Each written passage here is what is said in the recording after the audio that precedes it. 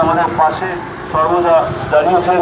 আমরা সংগঠনের পক্ষ থেকে তাকে অভিনন্দন ধন্যবাদ জানাচ্ছি। বন্ধুগণ,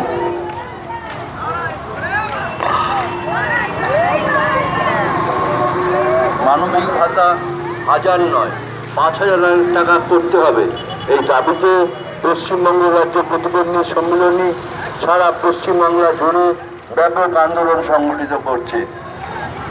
সদ্য প্রকাশিত বাজেটে প্রতিবন্ধীদের কোনো অর্থ বৃদ্ধি কিছু ঘটানো হয়নি ভাতা।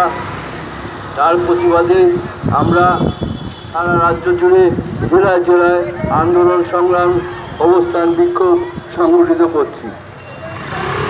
গত 17 তারিখে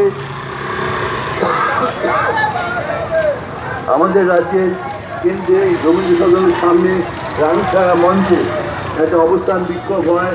তার বিকেল ধরে বহু মানুষ এই প্রতিবন্ধী ভাই বোনেরা এতে যুক্ত হন, আরও অংশগ্রহণ করেছেন। আরও বিভিন্ন জেলা 17 ফেব্রুয়ারি